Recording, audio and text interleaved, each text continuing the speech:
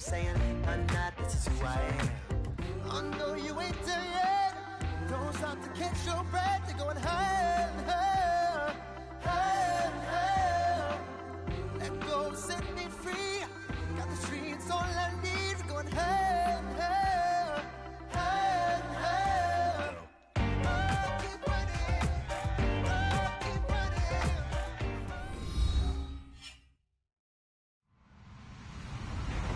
Hello, everyone. I'm Larry Ridley, and this is the NFL on EA Sports. We've got a good one on tap today, and there's going to be two quarterbacks ready to get it done on the gridiron. Tannehill's Dolphins going up against Roethlisberger's Steelers. All right, Larry, EA Sports coverage of the NFL brings us to the steel capital of the world, Pittsburgh, PA, at Heinz Field. They love the black and gold here in the Steel City, and a few moments ago, their Steelers emerged from the Heinz Field tunnel. They're set, we're set, as the Steelers are ready to do battle with the Miami Dolphins.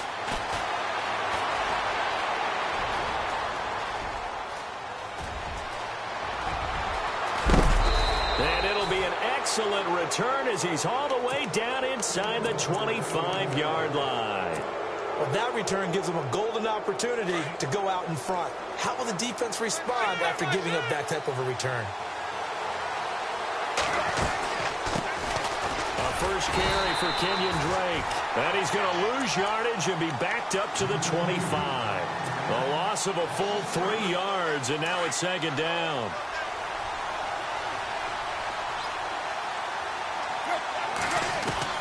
Here's Tannehill now on second down. A swing pass caught, and he'll take this into the end zone for a Dolphins touchdown. Kenny Stills, 25 yards for the touchdown. And the Dolphins are going to take a first quarter lead. And that makes it 7-0 Dolphins.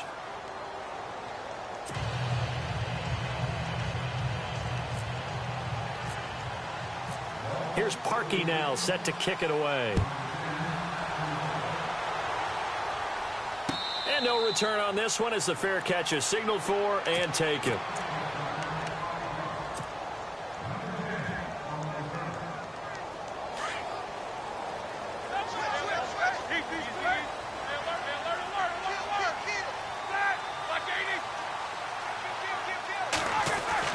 They'll throw on first down with Roethlisberger.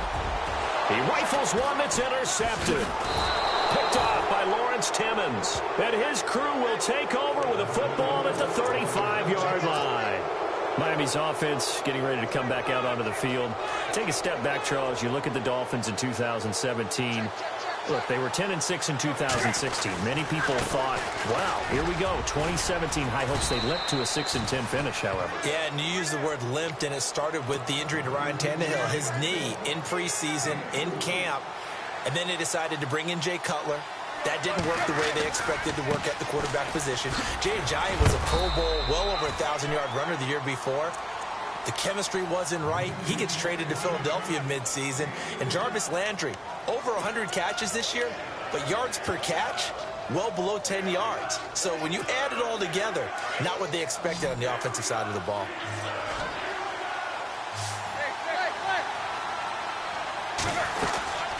On third and short, Drake. And he will have the first before he's brought down right on the chalk of the 20. It's an 8-yard pickup and leads to a new set of downs.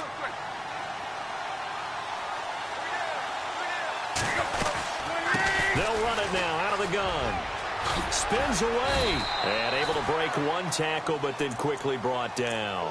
Credit him with a 1-yard gain there to make it 2nd and 9. Looks like they're establishing a pretty good pattern here because they've been very heavy in the running game on the last 4 plays. Yeah, you took the words right out of my mouth. So far, 4 plays in this drive, all 4 on the ground. They'll try the air now with Tannehill. Looks for Parker, and it's intercepted. Picked off by Ryan Shazier. And a big turnover there as his guys will get the football back. I want to give a hat tip real quick, Charles, to J.J. Watt before the possession switches here. Walter Payton, NFL Man of the Year. They totaled up how much he helped raise for hurricane relief, $37 million. Incredible. Hurricane Harvey, which really hit the Houston area in a big way, and his original goal was $200,000. So congratulations to J.J. Watt and all the people who participated. And Greg Olsen of the Panthers, Benjamin Watson of the Ravens, both tight ends, also nominated and finalists for the most prestigious award as determined by the NFL, the Walter Payton Man of the Year Award. Man open left side is Brown. And he is out of bounds on the other side of midfield. A good pickup there at 22. A good grab there by the former Central Michigan man, Antonio Brown. And he ate up some real estate on the catch, too, didn't he? I think the most impressive part of it, though, if there's a chance for him to get the football, even though he was covered well, he somehow finds a way to get it. That throw good for 4. It's second down.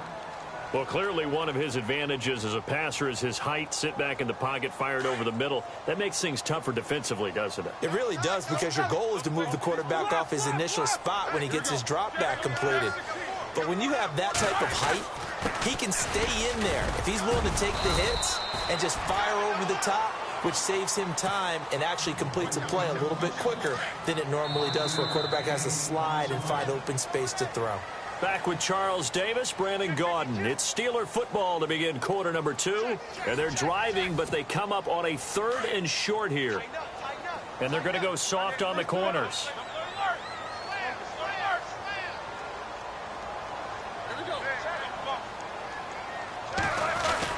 They'll try and run for it with Bell.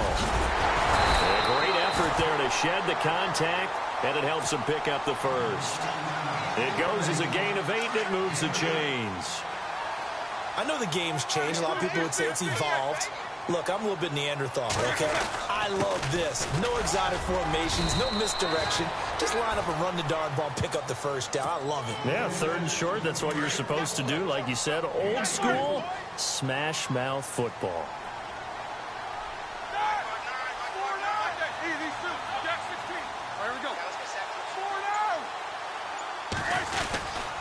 On second down, it's Bell. And he is swallowed up right at the line of scrimmage. No gain on the play there, so they're left with a 3rd down and 6. And a couple of big boys up front defensively, and in that 4-3, those D tackles so vital. Extremely vital. I love how you described that, because if they control things up front, often it's over the guard. Sometimes they slide and make it over the center.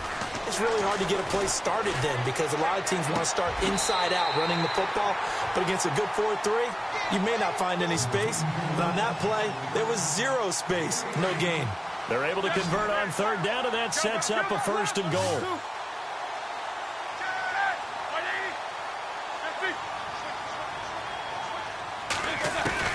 Out of the gun, it's Roethlisberger. That is caught at the 7-yard line. And the stop will come inside the 5 at the 4. That'll bring up 2nd and goal after the gain of 5.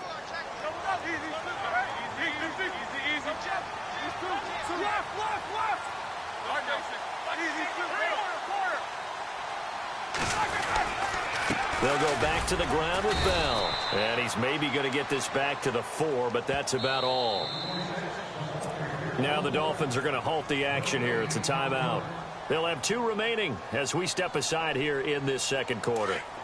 This offense 2 for 2 on 3rd downs on this drive. This is the most important of them all, 3rd and goal.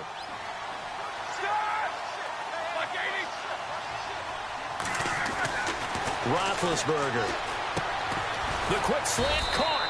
And he'll be brought down right on the edge of the goal line at about the 1-yard line. A terrific job there to keep him out of the end zone. And now it'll be 4th and goal.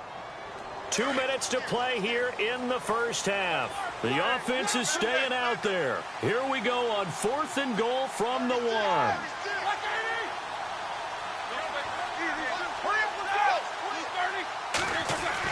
They'll try and throw for it with Roethlisberger. And a big turnover there as his guys will get the football back. Before the offense changes hands here, let's look back to the Super Bowl February 5th. What a game.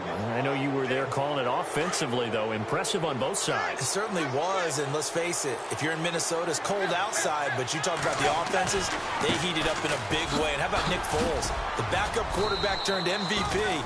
373 yards, 3 touchdowns, and, of course, the big one receiving on the Philly special. Quite a story. As you and I were talking about off-air, it was just a fluid game. Not a lot of penalties, just really clean play. Exactly the type of game the NFL needed for the audiences at home watching the game and, of course, people in attendance. A really well-played game. Give him a yard on the run there, and that's going to set up a 3rd down and 2. Now contact up front as penalty markers come in. Who is this against? So they jumped on the left side of that line. And you know when you're at the end spot, you are like in the starting blocks, waiting for the pistol to fire and go, and he jumped a little bit too early. To throw is Tannehill. He dumps it off to Dre. And able to get this one across the 45 before he's brought down. A Miami 1st down on the 14-yard pickup. Good route, good pickup for 1st down yardage, and that is a tough one to cover, the angle route, because a running back getting out of the backfield, if you're trying to cover that, especially if you're in the linebacker spot and you're seeing this play develop, he heads out towards the flat first, and that often gets you to overcommit running in that direction. Then he cuts back up inside you into the middle of the field. That's what we just saw there for a nice pickup. And he'll get this one down near the 20-yard line. Give him 30 yards there. There will always be a place for methodically marching the ball downfield. But when you can pick it up in big chunks and strike like that, have explosive plays, that's often the difference in winning and losing. Those types of plays that can knock a defense off balance, that'll drive a team towards a victory. On 2nd down, here's Tannehill. He goes underneath the Drake. And he gets it inside the 10 to the 9. The Dolphin passing game rolling here. They've got another 1st down. And this is why trying to cover the angle route is so difficult. Anyone playing the linebacker position, when they see a running back out of the backfield widen because he heads towards the flat first, oftentimes you widen too much and overcommit. He cuts up inside, and this is what we saw there. A nice pickup for a 1st down.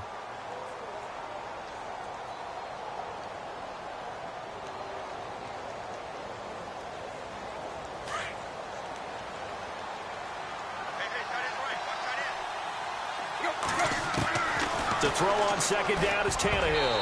And that is incomplete, stopping the clock with 5 seconds to go.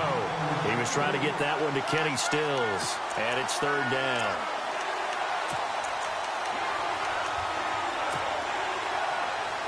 No move for the field goal unit. They're going to go here with 5 seconds left.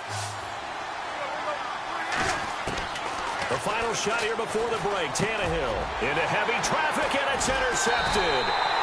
Picked off inside the 5. And his guys have got it back at the closing stages of the 1st half. CD, I want to get your thoughts on some potential free agents this offseason before we change the possession here. Now, caution, many of these guys could be re-signed, I know, but who are some of them? Kirk Cousins is one. Yeah, we're talking about difference makers. Kirk Cousins at the quarterback position. He's going to be coveted around the league by quarterback-needy teams. Case Keenum. And Big Ben intercepted a 3rd time. Picked off by T.J. McDonald. And they will set up shop with outstanding field position in the red zone at the 17-yard line. So both teams have their marching orders, and we'll get going again here in quarter number 3. And a fair catch signaled for and taken successfully.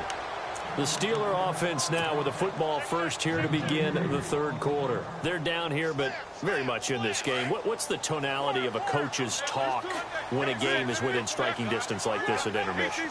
Typically, what they're doing is emphasizing the things that went well in the 1st half and wanting more of that. Sure, you've got to go over some of the errors and clean up some things because there's a reason you're down. But overall, I think they want to stay positive, stay up with this team. We're just starting the 2nd half, and we've got the football. Let's go ahead and punch it in, and then we'll take it from there. See how that recipe works.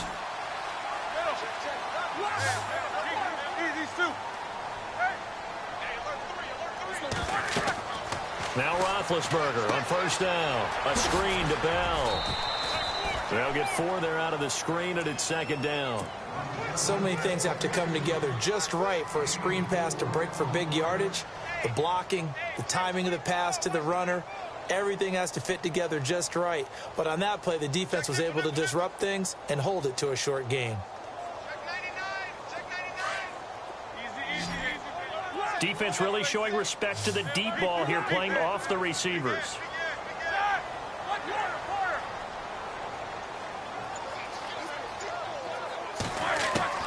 On second down, Roethlisberger. And his pass is intercepted for the 4th time today. He's picked off near his own 48. And they will finally get him, but not until he's all the way down inside the 15-yard line. First possession of the third quarter, an interception, so maybe a second-half tone setter. Indeed, and not the tone they wanted to set. That's the equivalent of running out the wrong door and running into your pool instead of running out onto the field. A real dud for that one. Has that happened to you before? No, but I've heard stories about teams actually doing that back in the good old days. Looking to go back to Thomas again, and now it's second down. Now Tannehill. This is caught, and he will take it in for a Dolphins touchdown.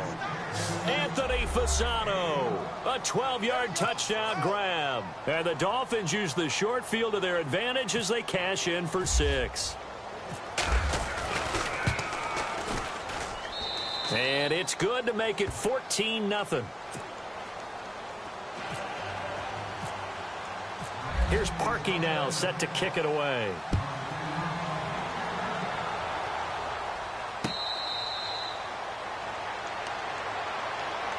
And Pittsburgh getting set to take the field. They're sort of seeing themselves spiral out of control. Let's see if they can get things back on track. And this is where the coach is walking that line of being calm and really being firm with his team. I had one tell me once, when we were having a tough patch, this too shall pass, this too shall pass. And finally we kept having a rough patch. He said, but you got to do something to make it pass. And that's what they have to do. They've got to get some control back, get themselves reasserted, and calm things down. See if they can get calm and reassert themselves here. Now Roethlisberger to throw. And the hit jarred it loose. It's incomplete. Brandon, at least there's one bright side to that incompletion. What's that? It wasn't an interception. Wow. You're a nice guy. That was kind of savage. But correct. No pick, just incomplete that time. From the gun on third down, it's Roethlisberger. They'll roll him out right. And now another one thrown incomplete. Another drive comes and goes, still nothing on the scoreboard. Yeah, and when the second half comes, it's real easy to get discouraged and wonder if you're ever going to get things started. You just got to fight through it. Got to keep pounding away. They'll indeed go for it with Roethlisberger. Open man, Smith-Schuster, it's complete. And he is knocked down from the side. A Steeler first down on the pickup of 11 yards. And just a small glimpse there as to why they like this rookie so much. And that's why they lit up a little bit in our meetings with the coaching staff. Yeah, when we talked about him, they did. Yeah, they like his work ethic. This guy's running every route well in the route tree and getting better at it all the time. Really honing his game. They expect a pretty good jump out of him as things continue to move on. A really good pickup of 28 yards. On first down, it's Roethlisberger. Over the middle, hauled in by Smith-Schuster. 10 yards on the pickup there, and it'll be second down. And, boy, they had high praise for this rookie receiver when we asked the coaches about him, didn't they? They certainly did, and obviously they liked his measurables, otherwise they wouldn't have brought him onto the team. Height, weight, speed, all of that. And he's going to take it in for a Steeler touchdown. Antonio Brown, a 22-yard touchdown grab. And the Steelers are able to make this a close game again. And that one makes it 14-7.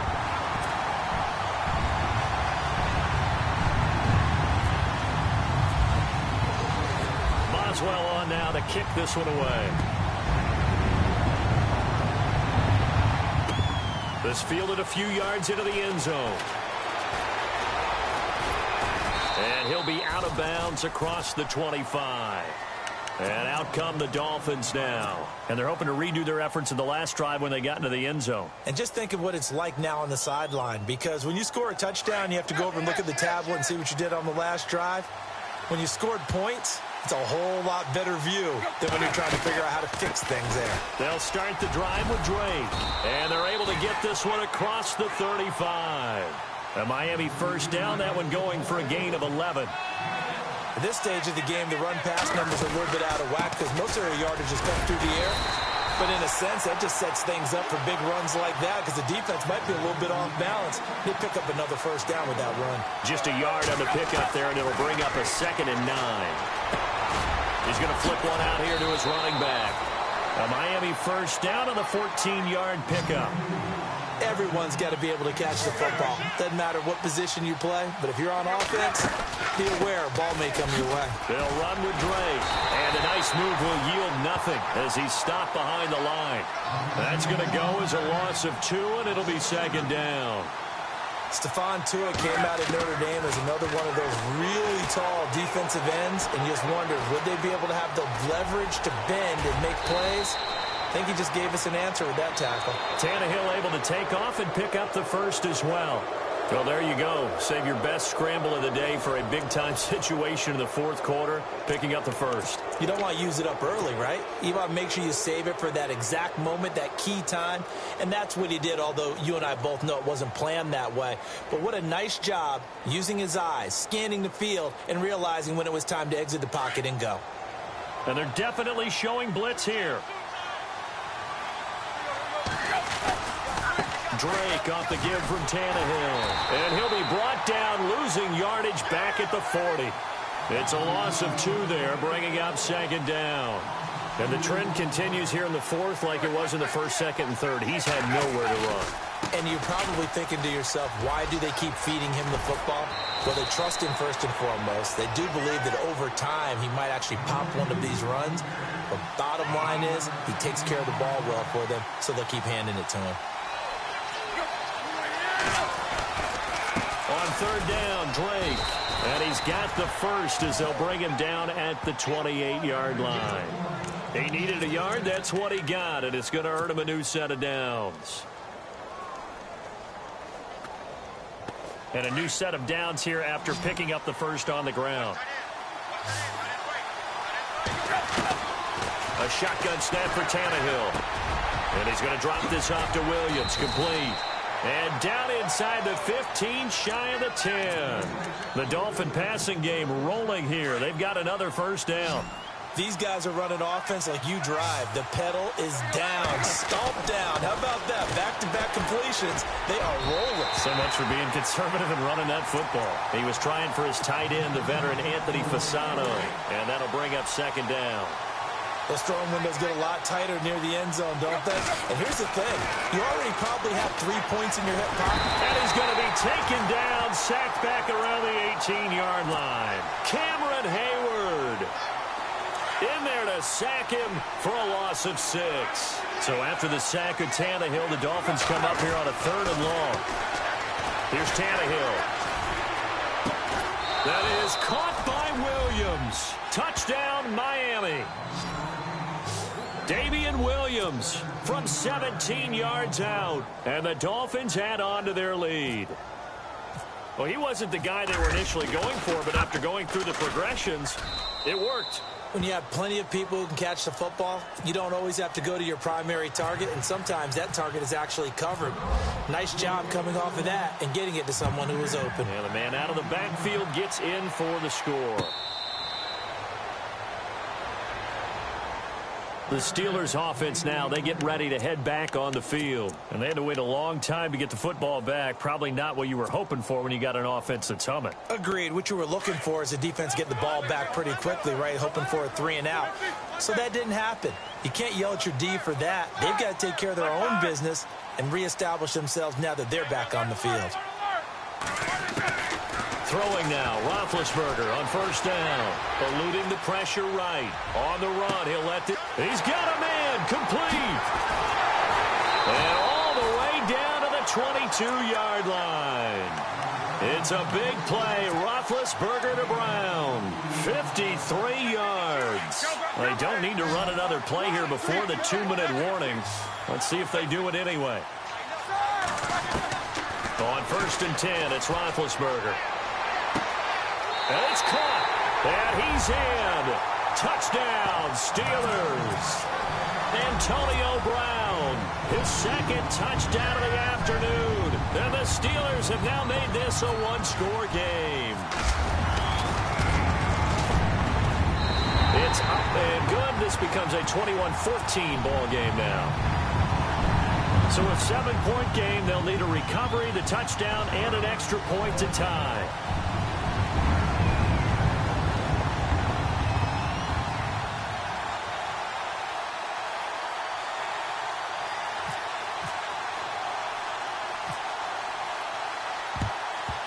And the Dolphins are going to recover.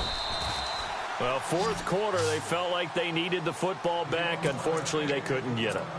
And I know we brought analytics into the game, and someone has said here that the data says that when a team's expecting an onside kick, 80% of the time, the team expecting it, they do actually recover the ball, which is what we saw here. I just wonder if that number is much more of a anecdotal type of a number. Kind of like when the coaches tell us, well, when you score on special teams, 93% of the time you win the game. I'm still waiting to see that number is empirical. Looking to jam the receivers at the line here. Press coverage look defensively. Out of the gun, Tannehill. Finding his safety valve here. That's complete. And he'll go down here at the 35-yard line. It's a gain of 9 yards. And just like that, it's 3rd down. Running, it's Drake. And he'll lose yardage on the play back at the 37-yard line. He lost 2, and it brings up 4th. They tried to run right into the teeth of the defense on 3rd down, but looked like those teeth were pretty sharp. They were having absolutely none of it. Stuffed him for a loss. Yeah, couldn't get any leverage up front and move people aside in order to run the ball. And he'll have a tough time living that one down. It's one thing, Charles, to drop a pass. It's quite another to drop it on 4th down. And so many teams work on that in terms of locking in on those key downs. You know, I've seen, you and I both been to practices where we've seen, hey, 3rd down situation, big 3rd down. And that's caught inside the 35. And he takes this one down all the way near the 30. A gain of 32 that time. Well, they have had no answer for this connection all night long. They just have to think in a 2-minute situation, that's got to be a concentration lap. You know they're going to go back to him with the game that he's been having. And he'll be brought down at the 21, just shy of the 20 in the red zone. Clock's under a minute. Still plenty of time, partner. They have all 3 timeouts. That means they have plenty of options in their play calling and where they target on the field. They can throw it downfield, maybe even in the middle, and use their timeouts. And he can't corral it. That would have wrapped it up if he'd been able to hold on. Instead, it brings up 3rd down. The Steelers on 3rd down. They've hit 2 for 4 thus far. They're up against a 3rd and 1 situation. Now Roethlisberger going to hand to Bell. And brought down, but not before he was able to break the tackle, and the extra effort moves the sticks. Now hold everything here. We're going to get a timeout by the offense, as they'll stop it with just over 40 seconds to go in the game.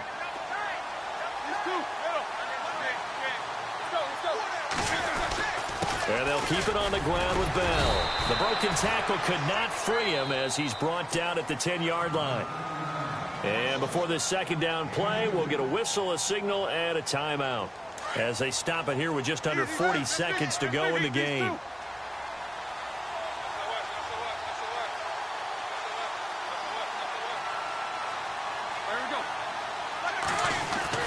He's back to throw. And it's caught. It's a touchdown. So they rally here in the final minute, and they're an extra point away from tying this game. So getting the big touchdown they needed late in the 4th. Now what do? You conservative and just tie it up? No, I think you put your practice into game situation. Go as fast as possible. You already have your play call ready to go. Go for 2 and decide it right now.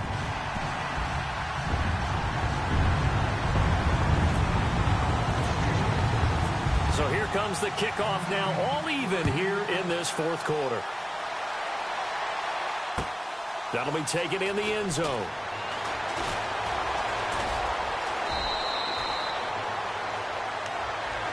The Dolphins offense now heads back on the field. They have a little bit of time here to get into field goal range. Not much. A tie game, you don't want to do anything crazy, right? I agree with you on that one. Risk-reward, okay? If you go for it, what is the absolute reward on this? But the risk is probably greater. Run the clock out, get to overtime, and try and win it there. All right, we'll see if they do just that. Tell you what, he's been able to put the ball in some tight spots all game long. That throw, no different. Yeah, a lot of people would call it a gutsy type of a throw. I think he looks at it as, I can do it, so it's not that big of a deal to me, and I'm going to keep firing. And now before this first down play, we're going to get a timeout here, as they get it with just 19 seconds left on the clock.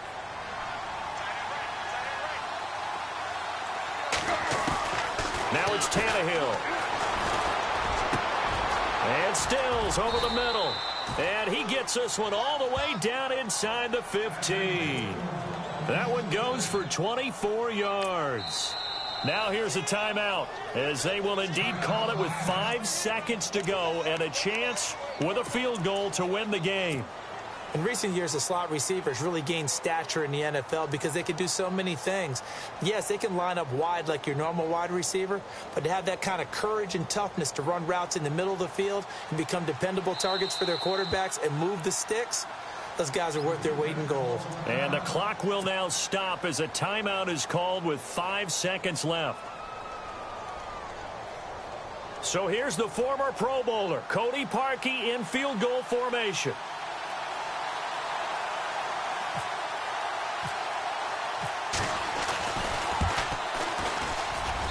And his kick is good. And it's celebration time on that sideline as they have taken the lead in the final seconds. So he comes through in a hostile environment, and you'd have to imagine that's the game winner. Without a doubt. The way this one's gone, they didn't want to take any chances in overtime if they could help it. And that was one heck of a pressure-filled kick.